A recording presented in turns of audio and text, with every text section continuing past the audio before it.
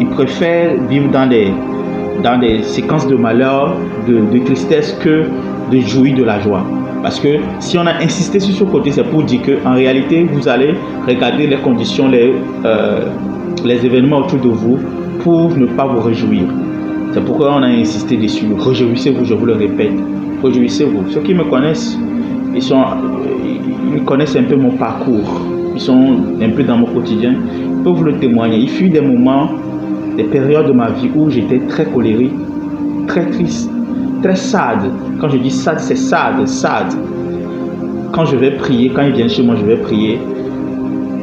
Quand moi je prie, ils sont là derrière en train de m'écouter. La plupart du temps, quand je prie, je pleure. Et ce ne sont pas les pleurs où c'est parce que le Saint-Esprit m'a touché, je suis ému par la présence. Non. Ce sont des prières de douleur, d'amertume.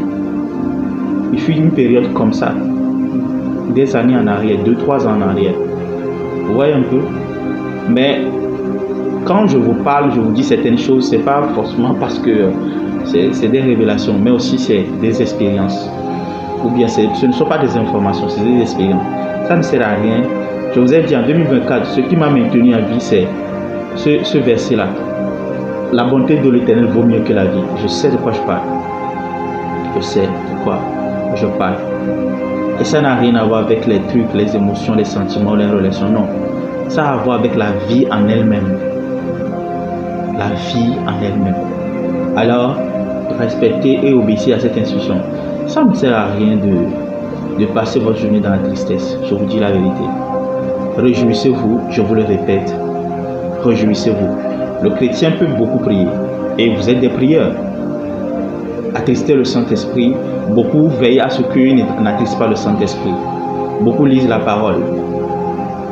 Et puis, beaucoup s'efforcent de se sanctifier.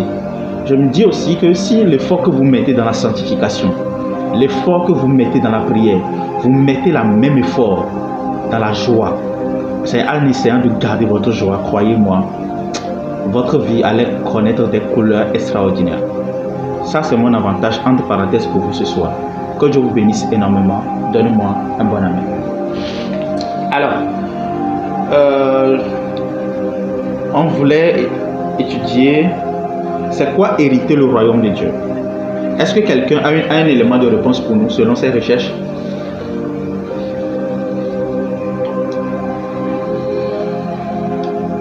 Quelqu'un a un élément de réponse pour nous? J'aimerais vous entendre. En attendant, nous jugeons à quel quoi. Et nous D'accord. Maintenant, siroté Julien, maintenant c'est encore. Vas-y, tu as la parole.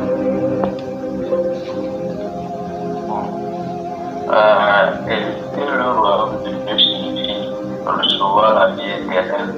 Oui. Ou toujours avec Dieu, ce sont avec. Ce n'est pas un héritage matériel, mais un don que Dieu accorde à ceux qui lui appartiennent par la foi et qui suivent Jésus-Christ. Cela comprend notamment le pardon des péchés, une relation avec Dieu dès maintenant, la vie éternelle après la résurrection, la participation au règne de Dieu en son roi. Est-ce que j'ai trouvé? D'accord. Merci pour l'élément de réponse. C'est une des bonnes réponses. Une bonne réponse. Oui, qui encore?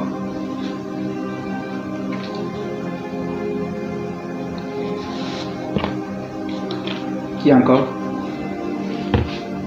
Qui a un élément de réponse pour moi?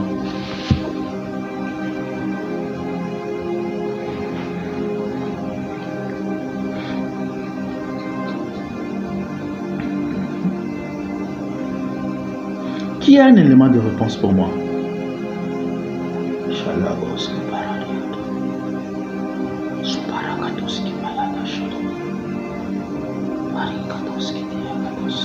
Élisée, tu as quelque chose pour moi?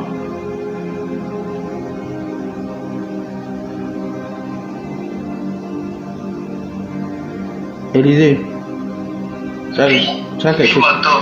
Oui, pour moi, d'après mes investigations, ma réflexion, lorsqu'on parle de le royaume de Dieu, c'est acquérir la vie de Dieu en soi. Prendre part à la régénération. C'est ce que pour moi, j'ai trouvé ma réflexion. Ok, d'accord, d'accord. C'est bien, c'est aussi un élément de réponse. C'est un élément de réponse. Ok, d'accord, merci. Gésia, tu as quelque chose pour nous? Oui, et ben en fait, j'étais en train de chercher ma note. Ok. Que j'avais écrit quelque chose. Je retrouve plus ma note. Mais bon, je vais essayer de faire un petit peu de mémoire. Bon, c'était pas. J'ai pas fini de ma réflexion dessus. Hein. Ok, et, d'accord. Pour moi, j'avais compris, hériter le royaume de Dieu. En fait, c'est hériter, j'allais dire, des promesses de Dieu, ou en tout cas des grâces qui découlent de l'œuvre de Jésus à la croix. Ouais. Par la mort de Jésus, on a été transféré du royaume des ténèbres dans le royaume de lumière, dans le royaume de Dieu. Et donc là, c'est hérité de toutes ces grâces dont la joie, la paix, le fait de demander, de recevoir, le fait que Dieu entend nos prières. Enfin, pour moi, ça fait partie de l'héritage du royaume de Dieu. Amen. C'est ce que j'avais commencé à écrire. Okay. Mais bien sûr, après, c'est profond. Une fois qu'on commence, après, l'esprit pousse à creuser plus, mais j'avais des rendez-vous extérieurs et j'ai pas pu aller plus loin. D'accord. C'est une seconde dimension de la réponse que tu viens de donner. Il y a, les deux autres ont déjà donné la première dimension. Tu as complété avec la seconde dimension. J'aime bien. D'accord. Qui d'autre? Afanou Yaovi Ebenezer, voilà. Tu as un élément de réponse pour nous? Galate. Alors, je vais évoluer, ok? Je vais évoluer, mais si vous avez des questions, n'hésitez pas à lever le doigt, je vais les répondre. Alors, dans mon développement, je ne vais pas juste, ne posez pas juste des questions qui ont trait à ce qu'on est en train de dire, hein. Il n'y a pas de problème. Vous pouvez poser d'autres questions qui vous viennent à l'esprit, qui n'ont pas forcément trait à cela.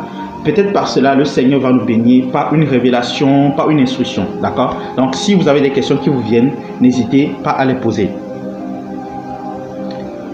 Ok, ouais, j'aime bien ta réponse.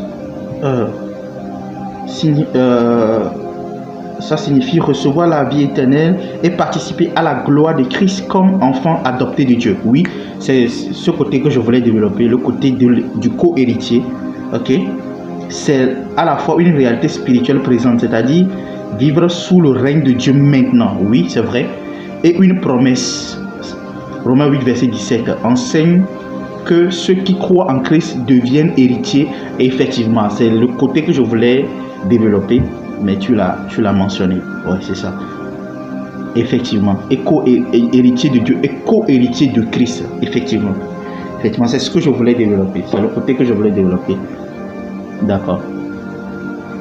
Ça, c'est très bien. C'est très bien comme réponse. C'est très bien comme réponse. Alors, on va évoluer. D'accord. Le verset qui nous a fait poser cette question hier, c'est... Nous parlons toujours de la miséricorde. Hein, c'est le Galates 5. Le verset 22, si je ne me trompe pas. Okay? C'était Thibaut qui lisait. Il dit, il lisait à partir du verset 16. En plus 17, la tempérance. Thibaut, est-ce que tu te souviens de ce que on dit? Ok, ni l'envie, les 7 l'ivrognerie, mais le fruit de l'esprit. La loi n'est pas comme ces choses-là. Si nous vivons par l'esprit, nous marchons aussi par l'esprit. Ne cherchons pas une valeur de gloire. Non, je ne crois pas que c'est ça. Je crois que c'est 2 Corinthiens. Ok. C'est 2 Corinthiens. Je vais trouver le verset tout à l'heure et on va évoluer.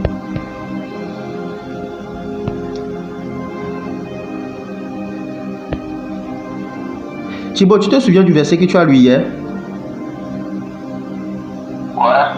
C'est Galates 5, le verset 17. C'est le verset 21. C'est dans le verset 21.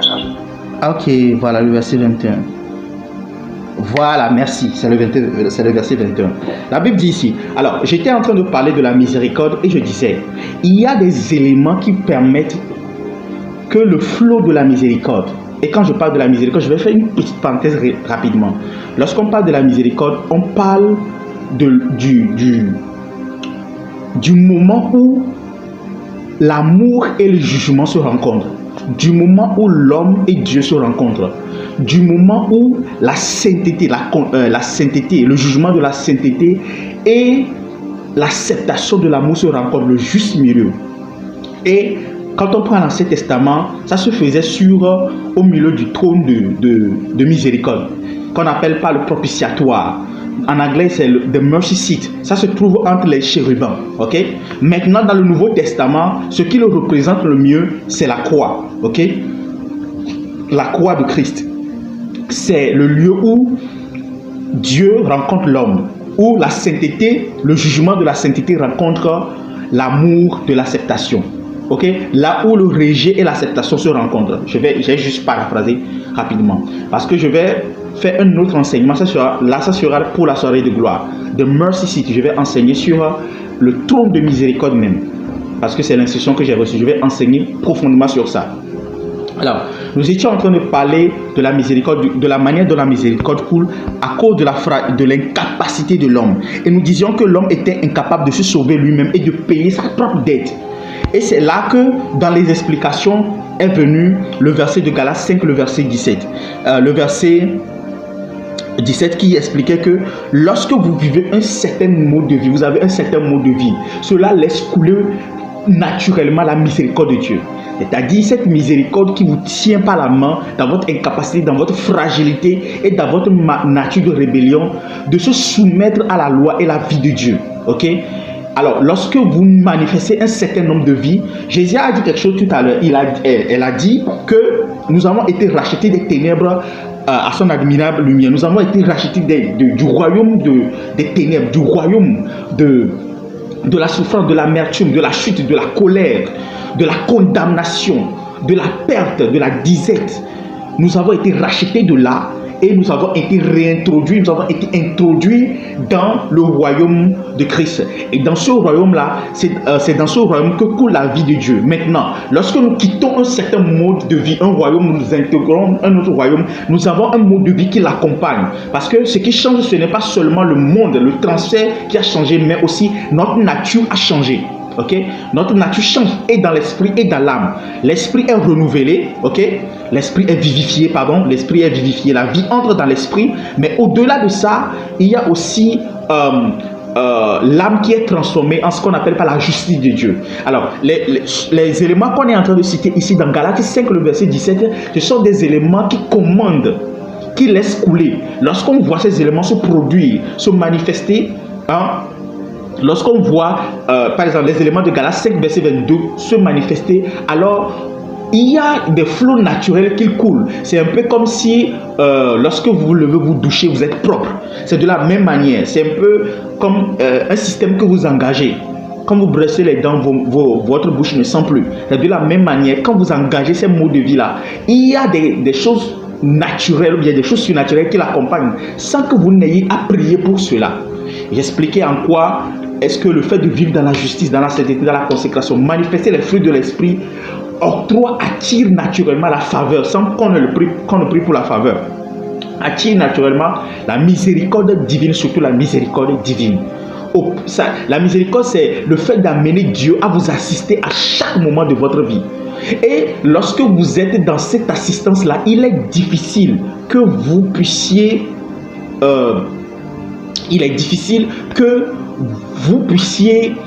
prendre des mauvaises décisions. Même si vous ne comprenez pas tout, étant donné que vous manifestez ce mode de vie-là, naturellement, le flot de la miséricorde coule à vous. Et quand vous manifestez le contraire de ce mode de vie-là, ça stoppe aussi le flot de la miséricorde vers vous. Et vous serez obligé encore de crier à Dieu pour cela. Et vous repentir et recommencer par mener ce mode de vie afin que la miséricorde commence par couler et commence par la maintenir. Ce mode de vie dont nous sommes en train de parler, ces éléments dont nous sommes en train de parler, ce sont des éléments qui maintiennent la miséricorde en place. au-delà de la recevoir, il faut la maintenir, l'entretenir. Vous voyez un peu? Quels sont ces mots de vie-là? La Bible parle de quoi? La Bible parle de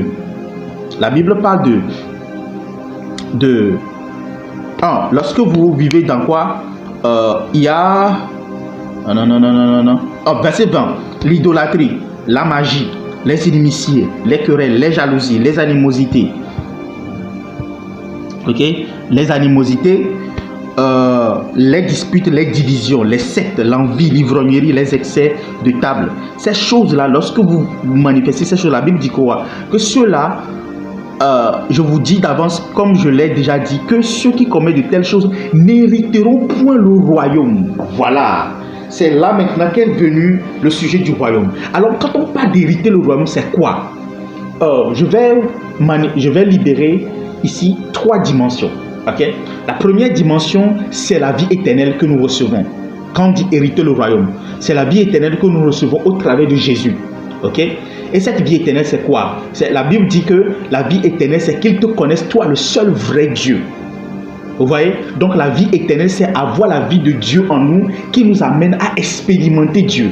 Donc tout ce que nous faisons là en tant que chrétiens, parler en langue, prier, voir en esprit, entendre l'esprit, recevoir des instructions, prophétiser, guérir des malades, tout ça, c'est ce qu'on appelle par l'expérience de Dieu.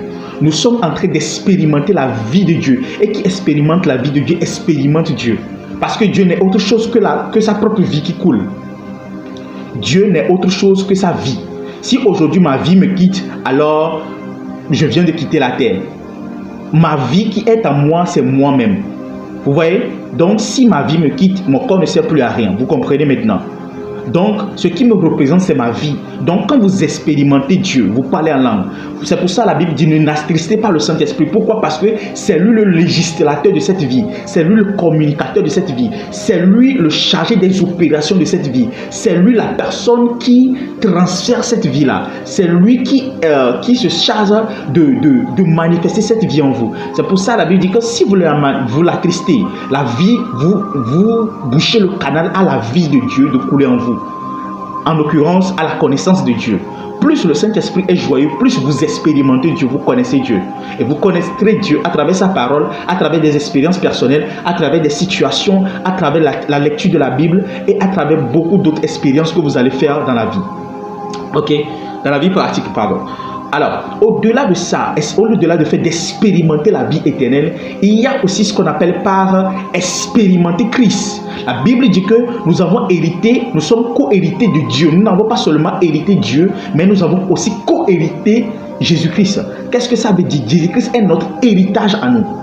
C'est aussi ça, hériter le royaume de Dieu.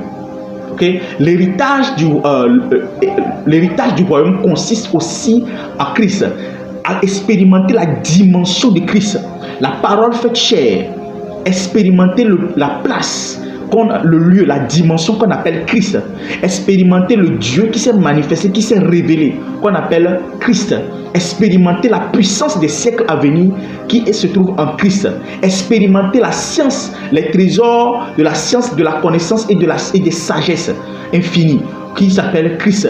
Connaître le secret de Dieu, comme le dit Colossiens 2, le verset 13. Vous voyez un peu, le royaume de Dieu, c'est aussi quoi? La Bible dit que nous avons hérité. On peut le lire, Romains 8, le verset 17. Ça, c'est ce que Esther a développé. Romains 8, le verset 17. Romains 8, le verset 17. On peut le voir tout à l'heure. Rapidement. Romains 8, le verset 17.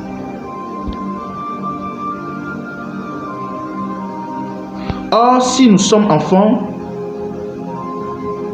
nous sommes aussi héritiers de Dieu et héritiers de Christ. Si toutefois nous souffrons avec lui, en fait d'être glorifiés avec lui. Vous voyez là, ici maintenant. Donc, vous comprenez ici que nous n'héritons pas seulement de la vie éternelle, mais nous héritons aussi de la gloire. Nous héritons aussi de la gloire de Christ. Vous comprenez un peu? Ça veut dire que Christ devient notre propriété, ou bien Christ devient notre héritage. Et notre responsabilité, quand on te donne quelque chose en héritage, cette chose t'appartient. Et qu'est-ce que tu dois faire? Tu dois utiliser cette chose, tu dois manifester cette chose-là. C'est ce qu'on appelle pas hériter Christ. Ça, c'est la dimension de la gloire de Dieu. Le secret de Dieu révélé. Nous devons manifester ce secret-là. Nous devons révéler ce secret à l'humanité. Au-delà de ça, il y a quelque chose qu'on appelle par la troisième dimension que je vais développer de cette manière est hériter les promesses de Dieu. Pas forcément les promesses de Dieu, mais hériter l'œuvre achevée de Christ à la croix. L'œuvre qu'il a accomplie là. C'est la troisième dimension. L'œuvre qu'il a accomplie à la croix. Toutes les grâces, comme Jésus l'a dit, toutes les grâces qui découlent de cela, nous les héritons. En l'occurrence, les bénédictions spirituelles et les bénédictions matérielles. Au-delà de ça, il y a aussi la nature de Christ. Ok? Première dimension, nous avons la vie éternelle. Nous connaissons Dieu. Deuxième dimension. Dans la première dimension, le Saint-Esprit commence par se mouvoir en nous. Deuxième dimension, nous expliquons pourquoi cette personne m'appelle à ce moment. Il sort d'où? Je vais le rappeler plus tard.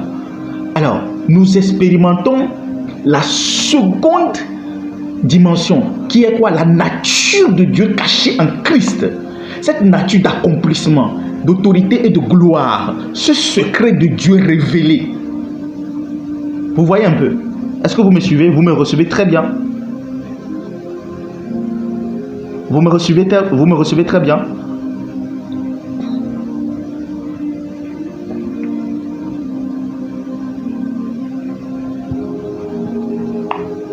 D'accord.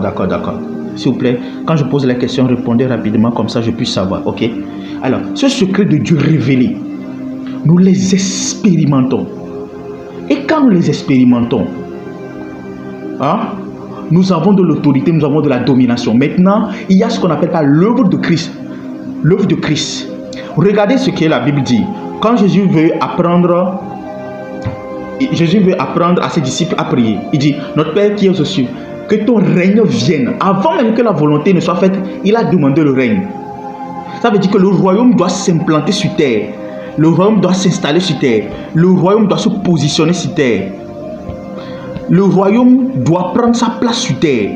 Là, il ne s'agit plus d'être dans le spirituel. Il ne s'agit plus d'être dans l'éternité. Il ne s'agit plus d'avoir juste de l'espérance pour les choses à venir. Non, mais il s'agit ici d'établir la domination de Dieu sur terre. Alors, qu'est-ce qui se passe?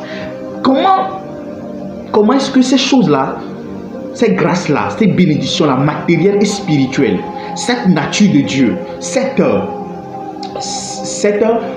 domination et cette autorité que vous pouvez exprimer sur la terre, cette vie, la vie éternelle qui peut couler en vous, ou de la manière dont... Est-ce que vous savez déjà que lorsque... Écoutez, quand je vais faire sortir le livre sur la prospérité divine, ne dites pas que je vous ai déjà enseigné. Payez ce livre et lisez. Je voulais mettre un truc en place qui vous permettra de lire le livre au fur et à mesure que je l'écris, mais je ne sais pas trop. Parce qu'il faut un protocole pour le faire. Parce qu'il y a des choses que Dieu me révèle. Waouh, c'est juste extraordinaire. Écoutez, je n'ai jamais autant compris la prospérité divine dans cette dimension. Jamais. Je vous ai enseigné des choses, mais par rapport à ce que j'écris et je revois ce que je vous ai enseigné, je me suis dit que je n'ai pas vraiment enseigné. Alors que vous pouvez voir l'impact de ce que j'ai enseigné. Et quand je dis que ce que j'écris, c'est plus élevé que ce que j'ai enseigné, je parle avec beaucoup d'humilité, parce que moi-même j'ai été humilié par Dieu pour comprendre à quel point il y a de la profondeur à lui. Écoutez, quand vous prenez les anges, lorsque les anges rentrent dans notre atmosphère, vous avez remarqué qu'ils ne sont pas altérés par le temps. Ils ne sont ni altérés par le temps, ils ne sont ni altérés par la matière. Ça veut dire qu'ils peuvent porter notre corps, mais ça n'a pas d'influence sur eux. 3. Ils ne sont pas altérés par l'espace. Ça veut dire que l'espace ne peut pas les contenir, l'espace ne peut pas les contraindre. Ils ne peuvent pas être limités par l'atmosphère d'une nation, d'un pays, non. Ils ne sont ni limités par la matière et ils ne sont ni limités par le temps. Quand ils interviennent dans notre atmosphère, ils interviennent avec leur dimension. C'est-à-dire, ils transportent leur dimension, ils interviennent. Quand l'ange de la guérison vient, l'ange de la guérison ne peut pas tomber malade. même s'il porte la chair. Est-ce que quelqu'un me suit? Vous me suivez? Je vais expliquer quelque chose rapidement. Nous parlons toujours de la miséricorde, hein, mais je vais expliquer quelque chose.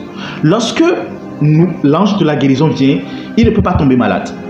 L'ange de la sainteté vient, il ne peut pas être corrompu par le péché. L'ange de la puissance vient, il ne peut pas être faible. Leur présence, leur dimension installe l'atmosphère dans laquelle ils vivaient, ils installent ça. C'est pour ça que lorsque vous avez l'habitude de créer des atmosphères, vous êtes quelqu'un qui adore beaucoup et vous créez, en fait, beaucoup ne le savent pas, mais quand vous adorez, vous créez l'atmosphère du ciel sur terre. Au ciel, on ne vit pas avec de l'oxygène. On vit de la présence, on vit du Saint-Esprit. Votre homme intérieur ne vit pas de l'oxygène, c'est votre homme extérieur qui vit de l'oxygène. Votre homme intérieur vit de la présence pendant que votre homme extérieur vit de l'oxygène. À Sion, on ne vit pas, il n'y a pas de l'oxygène. Il n'y a pas de l'oxygène dans le monde spirituel. Sur la montagne de Sion, il n'y a pas l'oxygène. Il y a ce qu'on n'appelle pas the flow of the life. Il y a l'atmosphère, il y a le Ruach HaKodesh, le Saint-Esprit. C'est lui qui constitue l'oxygène que les anges aspirent et expirent.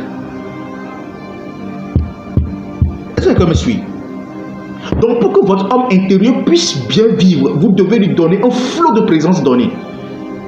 Une intensité de présence donnée. C'est pour ça que quand vous avez l'habitude de créer l'atmosphère du ciel sur terre dans votre adoration, dans votre chambre, il serait difficile que les anges ne soient pas autour de vous. On n'a pas besoin de prier pour vous impacter des anges, non. Pour vous assigner des anges, non. Naturellement, quand vous êtes quelqu'un qui adore beaucoup, des adorations de profondeur, où vous séjournez en Dieu, vous voyagez en Dieu. Et quand on voyage en Dieu, le temps, on ne voyage pas en fonction du temps. C'est vrai de fixer une heure de prière, mais lorsque vous voyagez en Dieu, étant donné que ces êtres-là, les anges, les esprits qui sont envoyés par Dieu, le Saint-Esprit, dans la dimension d'où ils viennent, ils ne sont pas conditionnés par le temps, notre temps à nous, ni par notre matière, ni par l'espace. Alors, quand vous séjournez en Dieu et que vous arrivez à ne plus regarder votre monde, vous séjournez suffisamment en Dieu parce que maintenant votre adoration n'est plus influencée par le temps, mais influencée par la présence, influencée par les échos de Sion, les échos du spirituel.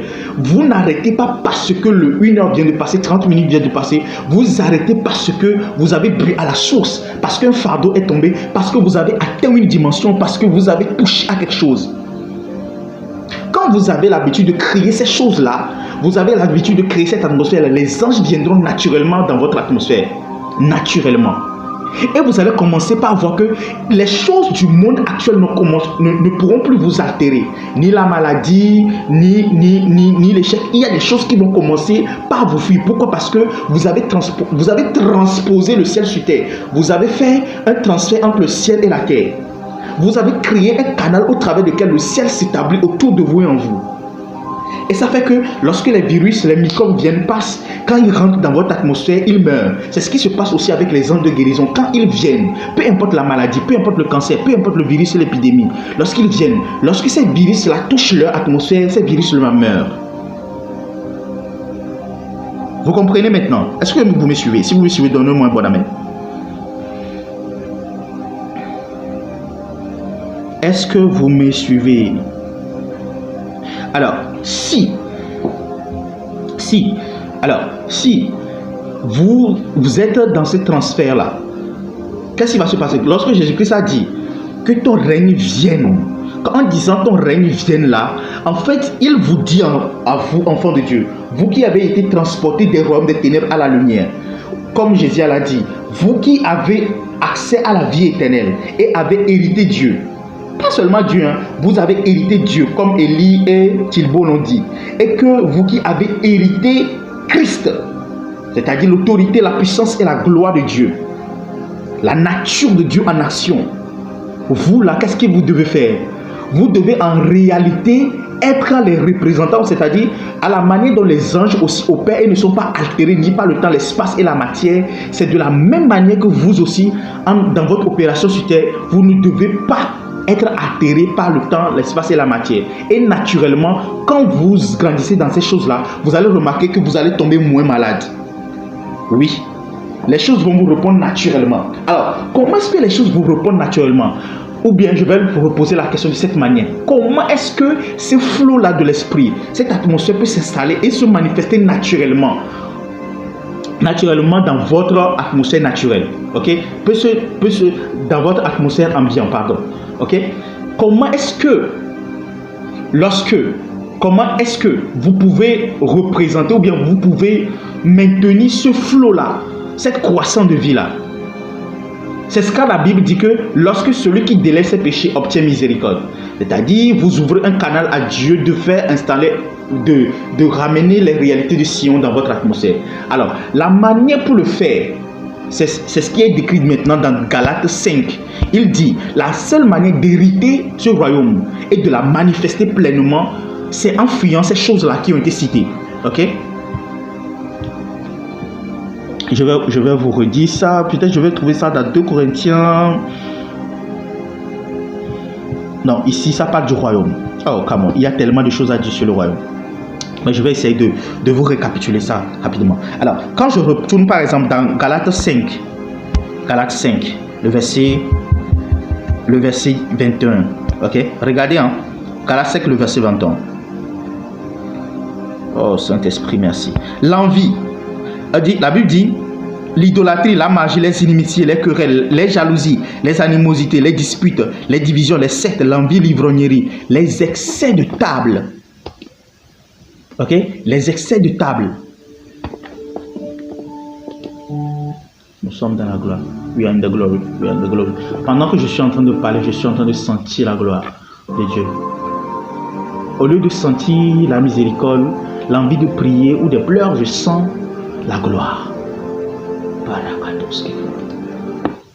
L'ancien des jours est en train de se mouvoir. L'ancien des jours.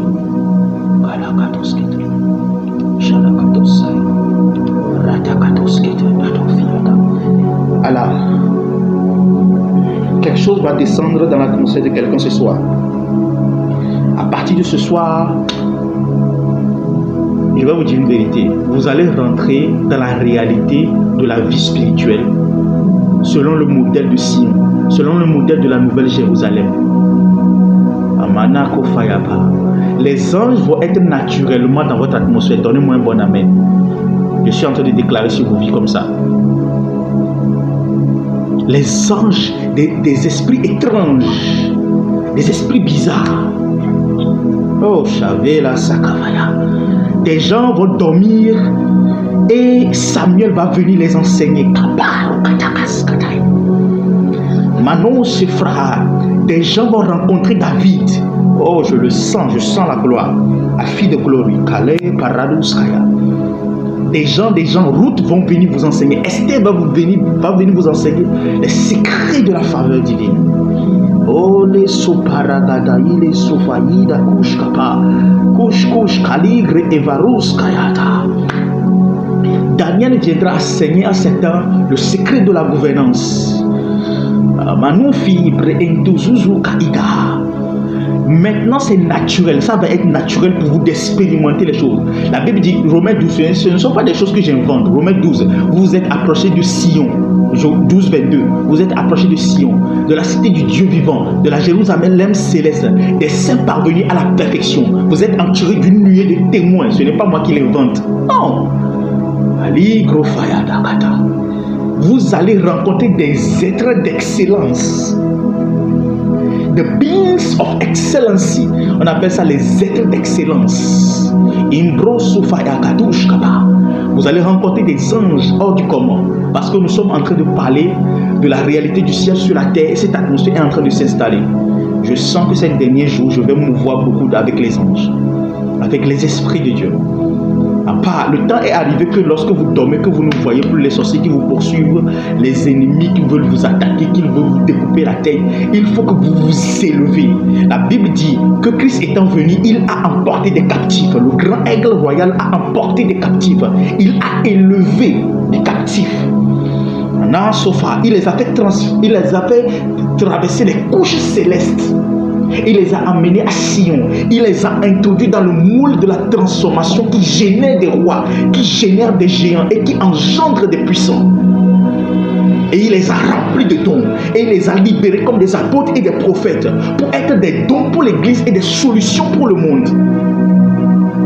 Ah, mais là, vous allez dormir et vous réveiller avec des idées extraordinaires, des idées de projet, des idées pour trouver des solutions aux hommes.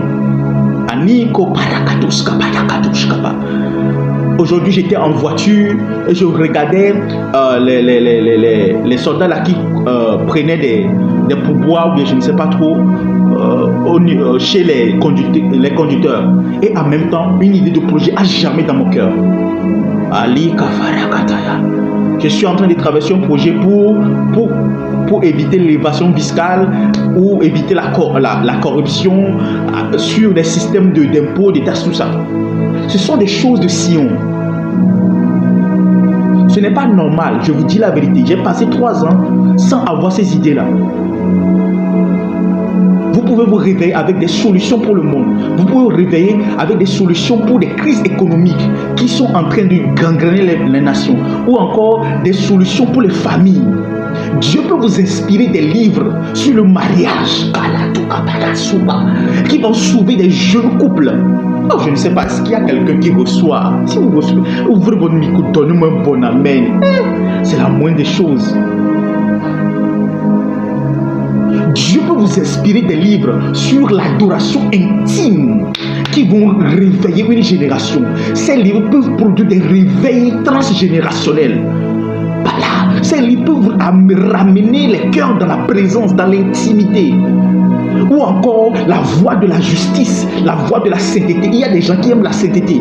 Le Saint-Esprit peut vous inspirer à écrire des livres sur l'amour de la sainteté, de la pureté, de la piété, de la clarté, de la sainteté à l'état la plus pur. Et lorsque les gens vont lire vos livres, ils ne pourront que pleurer. Seigneur, nous voulons de cette sainteté.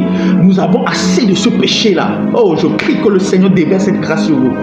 Et que lorsque vous allez vous réveiller, que le Saint-Esprit vous tourmente jusqu'à ce que vous commencez par produire ces œuvres extraordinaires. Donc ce ne sera peut-être pas des livres, mais ce sera des chansons reçues du trône de la gloire, où les chérubins chantent à la gloire de Dieu. Des chansons qui transportent l'atmosphère de Sion. Quand vous chantez, les gens pleurent, les gens désirent se repentir, les gens veulent vivre, expérimenter la sainteté, les gens vont pleurer, crier à Dieu pour sortir du péché. Certains d'entre vous, des atmosphères vont descendre sur vous et que vous allez les cultiver par la consécration au point où, lorsque vous passez dans les rues, les jeunes vont commencer par pleurer. Oh, nous voulons Jésus. Nous en avons mal de ce péché. Nous avons besoin de ces réveils-là. Et ces choses-là, ce sont des... Oh, là, Isaïe 6, je suis en train de voir ça dans mon esprit. Je ne sais pas à qui cela est destiné. Mais je ne le vois pas comme exactement dans Isaïe 6. Vous revoyez dans Isaïe 6, la Bible dit qu'il y avait un ange qui s'était rapproché d'Isaïe et a pris une pierre chauffante et a touché sa langue et a purifié sa langue. Croyez-moi, certains d'entre vous, on est en train de verser sur votre tête des charbons de feu ardent. Des charbons de feu ardent. Et ce sera pour vous purifier, pour transmettre des messages qui vont purifier des générations.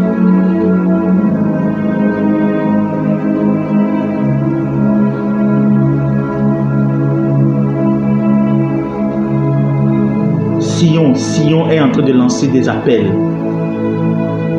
Ils ont saisi le canal de ce message et ils ont voulu communiquer le battement du cœur de Dieu en ce moment, directement. Sinon, ce n'était pas le message prévu.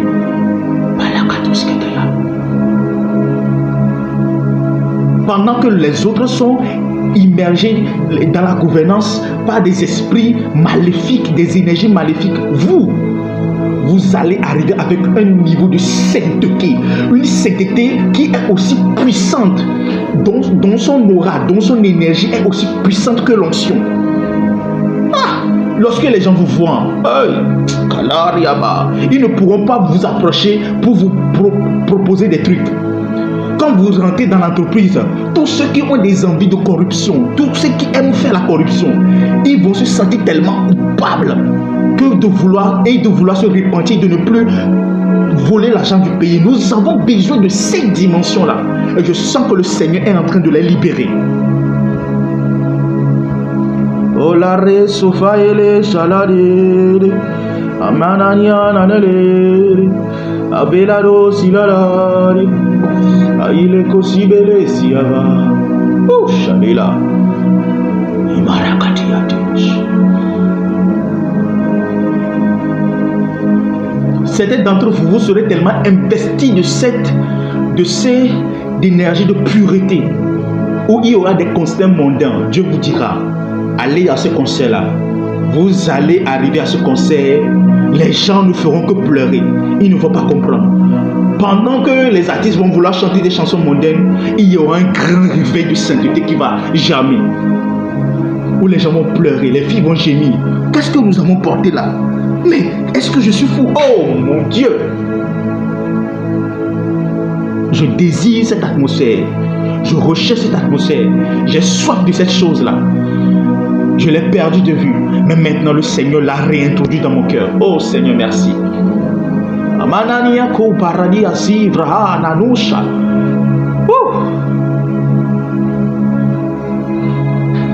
Vous transportez une atmosphère au point que lorsque vous arrivez à l'hôpital, les gens commencent par se lever. Vous arrivez, vous faites visite, vous visitez votre malade et vous quittez. Tous ceux qui devaient partir à la mort, tous ceux qui sont à la réa, reviennent à la vie. Tous ceux qui sont dans la salle et dans la salle sous-jacente commencent par voir leur état s'améliorer. Si un esprit peut rentrer dans une chambre, dans une atmosphère, dans un lit d'hôpital, dans une chambre d'hôpital, et les gens commençaient par mourir, les états commençaient par s'aggraver, alors un esprit aussi peut rentrer et les gens commençaient par recevoir la guérison. Oh, come on.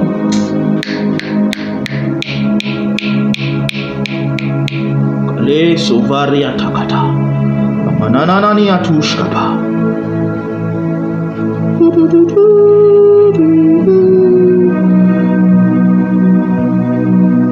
J'ai besoin de l'atmosphère du ciel. Je désire l'atmosphère du ciel. Je veux l'atmosphère du ciel. Et le Seigneur me disait, de la manière dont, quand on dit que ton règne vienne, hériter le royaume, c'est ça. De la manière dont les anges, quand ils pénètrent notre atmosphère, ils ne sont pas altérés, vous aussi sur terre. Avec la vie de Christ en vous, vous ne devez pas être altérés. C'est ça, hériter le royaume. Et la manière de l'hériter, de le manifester, il ne suffit pas seulement ce n'est pas quelque chose qu'on a seulement obtenu par l'œuvre de Christ à la croix. Mais c'est quelque chose qui continue par se manifester tant que nous maintenons certains modes de vie. Et voilà ce que cela signifie. L'envie, l'ivrognerie, les essais de table, la magie, les immiscés, les colères, la jalousie, les animosités, les disputes, l'impudicité, l'impurité, toutes ces choses-là font quoi? Toutes ces choses-là assèchent la miséricorde. Mais lorsque vous commencez par vivre la vie de pureté, vous manifestez le fruit de l'esprit qui est l'amour, la joie, la paix, la patience, la bonté, la bénignité, la fidélité, la douceur, la tempérance, la pureté, la sainteté. Refusez la compromission. Dépendre de Dieu, faire confiance à Dieu. Lorsque vous commencez par manifester ces choses-là, vous allez hériter le royaume. C'est-à-dire, Dieu ne vous fait pas confiance parce que vous savez prier. Non. Parce que vous savez jeûner. Non. Dieu vous fait confiance parce que vous manifestez ces fruits-là. Parce que vous manifestez la pureté. Parce que la pureté, la sainteté, la consécration,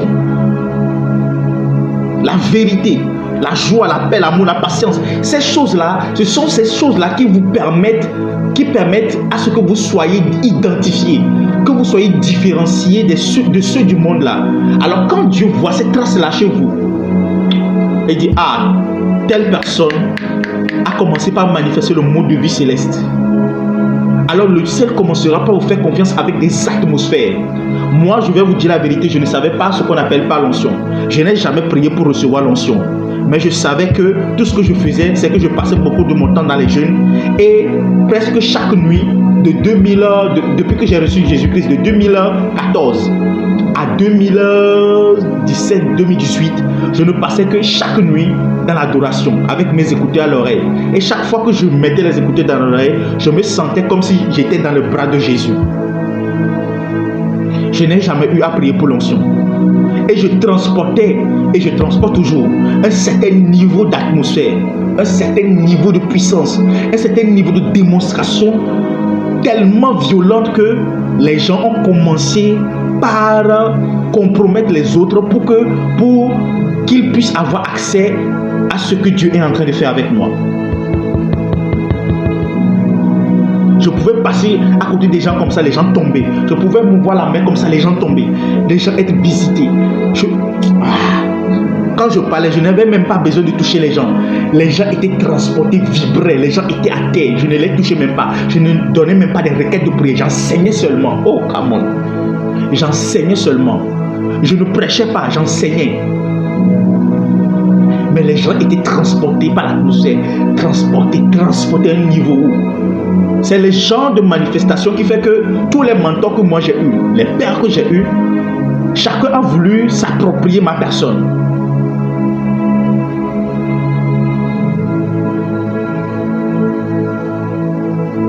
Des miracles, des signes, des choses incroyables. Les gens touchaient mes vêtements, me touchaient les vêtements comme ça. L'onction les frappait. C'était incroyable.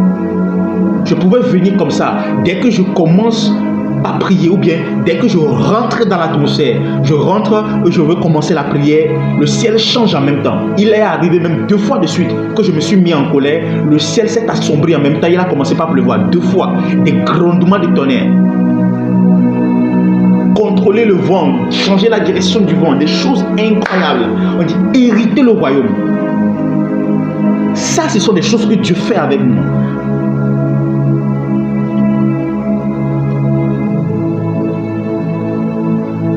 Il y a tellement que je peux vous citer. Hériter le royaume. Et ça, ce n'est rien. Ce n'est que les prémices. Ce n'est que les brides. Merci Seigneur pour cela, mais ce n'est que les brides. Au-delà de ça, il y a les finances, il y a les grâces, il y a les opportunités, il y a les faveurs. Il y a beaucoup de choses. Hériter le royaume. Quand vous vivez ces genres de vie-là, vous ne pourrez jamais manquer de miséricorde. La miséricorde sera aussi préservée comme le miel qui est préservé, qui s'auto-préserve sans se gâter. Vous savez que le miel ne se gâte pas, n'est-ce pas? Le sel se conserve lui-même. Le miel se conserve lui-même. Le miel ne se gâte pas.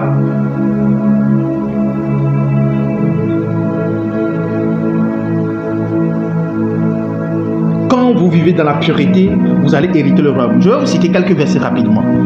Je vais vous citer des versets dans les épîtres. Écoutez mes frères bien-aimés, Jacques 2, verset 5. Dieu n'a-t-il pas choisi les pauvres aux yeux du monde pour qu'ils soient riches,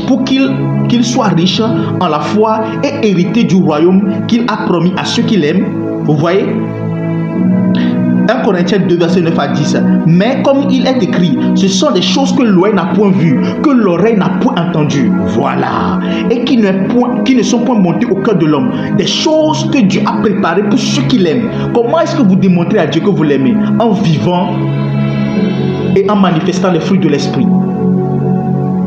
En vivant la vie de pureté, de sainteté.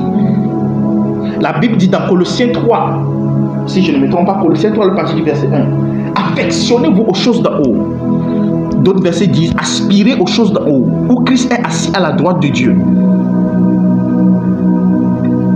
Lorsque vous vous affectionnez à ces choses-là, vous ne pourrez pas être triste, vous ne pourrez pas déprimé, vous ne pourrez pas être angoissé. Colossiens 3, verset 1. Si donc vous êtes ressuscité avec Christ, cherchez les choses d'en haut, où Christ est assis à la droite de Dieu. Affectionnez-vous aux choses d'en haut, et non à celles qui sont sur la terre, car vous êtes morts et votre vie est cachée en Christ, avec Christ en Dieu. Quand Christ, votre vie paraîtra, vous paraîtrez aussi avec lui dans la gloire. Vous voyez? Faites donc mourir les membres qui sont sur la terre, l'impudicité, l'impureté, les passions, les mauvais désirs et la cupidité qui est une idolâtrie. C'est vrai, quand on parle de ces choses-là, on oublie de parler souvent de la cupidité. Souvent, on est trop focalisé sur l'impudicité. Mais on oublie la cupidité. La cupidité, c'est quelque chose de très très puissant. Vous voyez, quand vous vous détachez de ces choses-là, alors les choses du royaume, l'héritage du royaume commencera par s'installer en vous, même si vous ne le voulez pas. Oui, même si vous n'y avez jamais prié pour cela. Je ne me souviens pas avoir prié pour que Dieu m'utilise. Jamais. Avant que l'appel de Dieu ne vienne, je ne me souviens pas avoir prié pour que... Je ne savais même pas que Dieu utilisait les gens. Je me suis retrouvé dans cela tout seul. C'est après que j'ai commencé par prier pour que Dieu puisse m'aider à maintenir et à lui plaire. À maintenir la vie et à lui plaire. Mais quand vous vivez dans ces choses naturellement, Dieu vous fera confiance. Naturellement. La Bible dit que Dieu vous fera confiance avec des choses que l'oreille n'a pas vues, que l'oreille n'a pas entendues. Des choses qui ne sont pas montées dans les esprits des gens. Je sais, avec l'intelligence artificielle, les gens ont l'impression comme si toutes les solutions ont déjà été pourvues. Que le monde a déjà connu toutes les grandes formes de révolution, d'innovation, que ce soit dans la gouvernance, que ce soit dans l'organisation, que ce soit dans la technologie, que ce soit dans la santé, l'éducation, les familles, le leadership, l'église, le spirituel, etc. Mais je peux vous dire qu'il y a encore des réserves. Des réserves, ce qui reste en réserve pour Dieu est plus grand que ce qui a déjà été libéré. Ce sont des choses que l'oreille n'a pas vues et que l'oreille n'a pas entendues. Est-ce que vous voulez hériter de ces choses-là? Alors vivez cette vie-là. Laissez le flot de la miséricorde couler jusqu'à vous par le type de vie que vous menez. Et le ciel, lorsque le flot de cette miséricorde coulera, le ciel, ça ne viendra pas tout seul. Ça viendra avec des commandements divins. Ça viendra avec des parchemins divins. Ça viendra avec des choses que l'oreille n'a pas vues, que l'oreille n'a pas entendues. Qu'aucun être humain sur terre n'y a jamais eu à penser. Ce sont des choses que vous allez générer, que vous allez écrire. Quand vous allez les présenter, les gens vont se demander, mais comment cela est-il possible? D'où devient cette idée-là? Et tu diras, ça vient de la présence. Oh, Shakarakus Kibrahaya. Hériter le royaume, c'est ça. Amanama Sifraha. Et qui ne sont pas montés au cœur.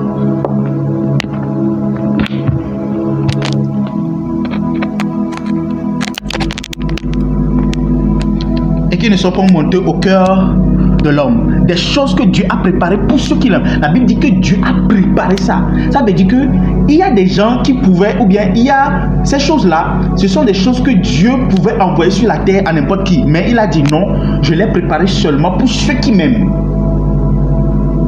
Pour ceux qui m'aiment. Ceux qui manifestent la vie de Sion. Ceux qui manifestent la vie de l'esprit. Ceux qui n'attisent pas l'esprit. Ceux qui se laissent être envahis par l'esprit. Ceux qui laissent l'esprit les instruire, les conseiller, les châtier, les corriger. Ceux qui arrivent à vivre purement, à manifester l'amour, la joie et la paix, la patience, la bénignité, la longanimité, la maîtrise de soi. Ceux-là, c'est ce qu'on appelle par la culture du royaume, la vie de Dieu. Ceux qui arrivent à manifester la vie de la justice de l'âme, qui a été reçue de Dieu. Ceux-là, la Bible dit que ce sont ces choses-là qui ont été préparées pour eux. Des choses que l'oreille n'a pas vues, des choses que l'oreille n'a pas entendues. Dieu nous les a révélés par l'Esprit, car l'Esprit sonde tout, même les profondeurs de Dieu. Quand vous vivez comme ça, le Saint-Esprit est en joie en vous, et le Saint-Esprit ira sonder les profondeurs de Dieu et vous amener des choses. Vous savez, certains d'entre vous, vous avez tellement reçu ces choses-là, mais le problème est que la paresse, vous ne les avez pas manifestées, vous ne les avez pas écrites. Mais il y a tellement en vous un dépôt, un niveau excellent de dépôt des choses de Dieu en vous. Parce que quoi? Vous menez ces genres de vie-là. Mais votre problème, c'est que vous êtes tellement paresseux, vous êtes indiscipliné et vous êtes, comment on appelle ça? Indécis. Ça fait que vous n'arrivez pas à manifester ces choses-là. Sinon, en ce moment, vous devez déjà produire des fondements des futurs exploits que vous allez faire. Certains d'entre vous, vous avez peur. Et maintenant, je vous recommande à Dieu et à la parole de sa grâce, à celui qui peut édifier et donner l'héritage avec tous les sanctifiés. Éphésiens 1,18, et qu'il illumine les yeux de votre cœur pour que vous sachiez quelle est l'espérance qui s'attache à son appel, quelle est la richesse de la gloire de son héritage. Oh, come on. Quand on parle de hériter le royaume de Dieu, la Bible dit qu'il y a une richesse qui est attachée à cela et il y a une gloire qui est attachée à cela, qu'il réserve aux saints. Éphésiens 2, 6, 7. Il nous a ressuscités ensemble et nous a fait asseoir ensemble dans les lieux célestes en Jésus-Christ, afin de nous montrer dans les siècles à venir, l'infinie richesse de sa grâce par sa bonté envers nous en Jésus-Christ. Or, si nous sommes enfants, nous sommes aussi héritiers de Dieu et co-héritiers de Jésus. Si toutefois nous souffrons avec lui, afin d'être glorifiés avec lui. Beaucoup ne veulent pas souffrir aujourd'hui la souffrance que peut imposer la sainteté, c'est-à-dire résister à la tentation. Si vous refusez de souffrir ce genre de souffrance-là, quelle autre souffrance vous désirez souffrir? Allez-y, allons-y. Quand vous êtes en face du mensonge, vous dites, je vais dire la vérité. Vous choisissez la vérité, même si ça vous déplaît, même si les gens ne vous aiment pas, même si ça ne plaît pas aux gens, même si ça vous fait perdre des affaires, même si ça vous fait perdre des contrats, vous choisissez la vérité. Oh, come on.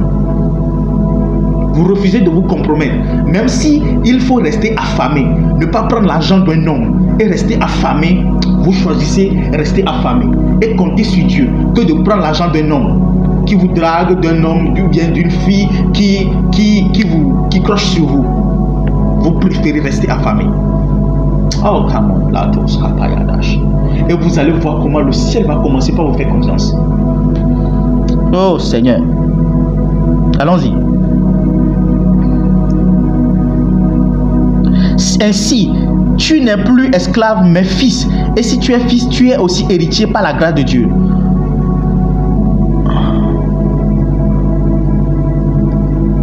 C'est pourquoi Dieu vous l'a montré, Hébreux 6 verset 17, c'est pourquoi Dieu vous l'a montré avec plus d'évidence aux héritiers de la promesse. L'immutabilité de sa résolution intervient par un serment.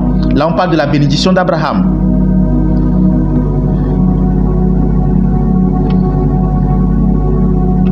Il y en a tellement. Le royaume. Hériter le royaume. Il n'y a rien de plus merveilleux que cela. Et la miséricorde de Dieu vous fait hériter le royaume. Et ce qui vous fait hériter la miséricorde, c'est le fait de vivre la vie de justice. Ce qui fait demeurer la miséricorde auprès de vous, c'est ça. Amen.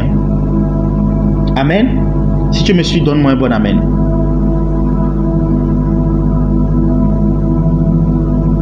Est-ce que quelqu'un bénit ce soir? Dis avec moi, je choisis la vie de justice. Je choisis la vie de justice. Dis avec moi, je choisis la vie de justice. Et je ne manquerai plus jamais de miséricorde. La miséricorde coulera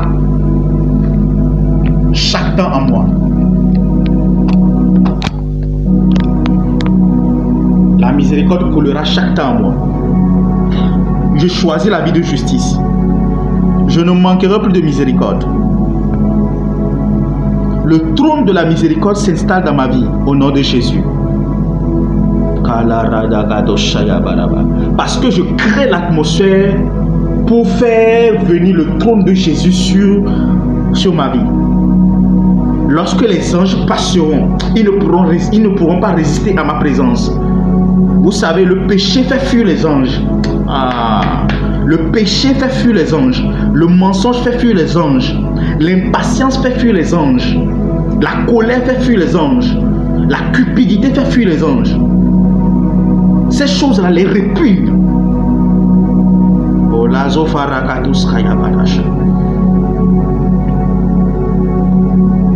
Le trône de la miséricorde vient s'installer sur ma vie.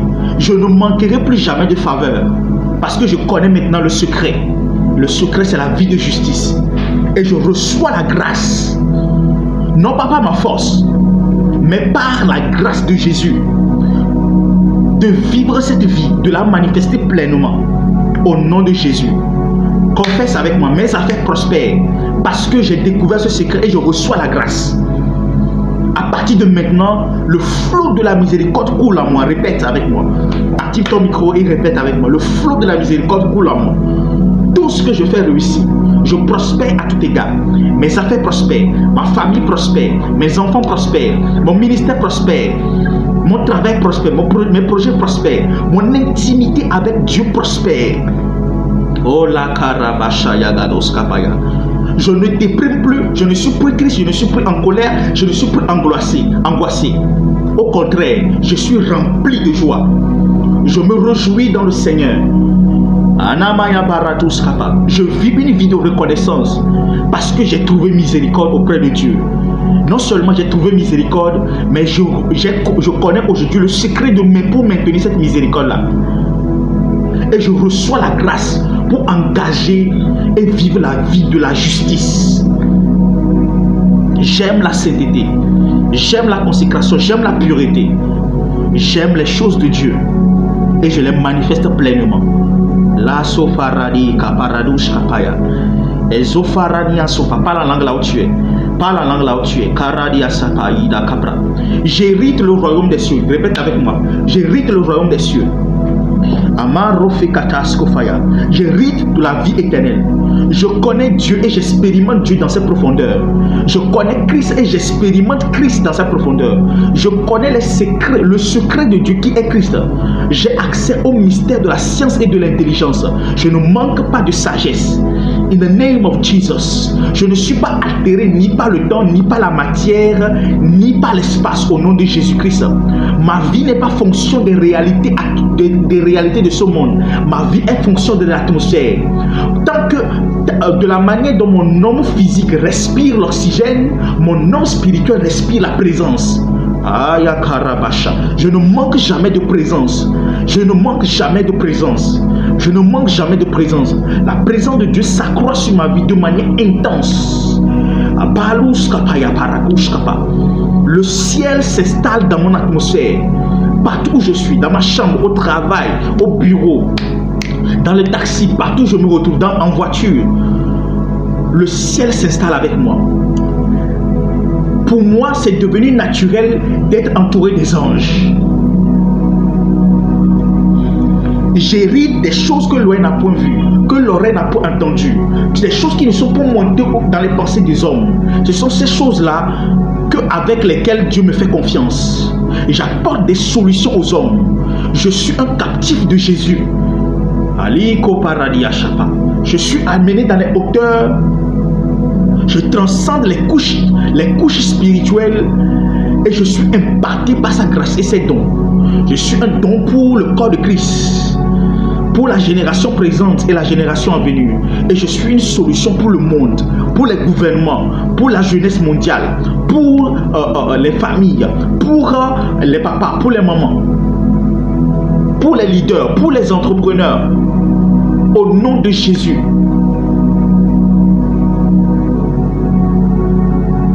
Ma vie n'est plus stagnante, ma vie n'est plus morose, ma vie n'est plus sans couleur, ma vie n'est plus fade.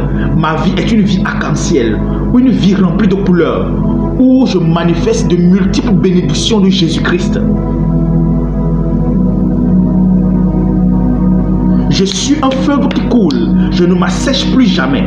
Le flot de Dieu coule en moi. L'argent ne résiste pas à ma présence. Je suis béni de toutes sortes de bénédictions dans les lieux spirituels et sur terre. Je manifeste la gloire de Dieu à tous les niveaux. Au nom puissant de Jésus. Prie en langue là où tu es. Prie en langue là où tu es.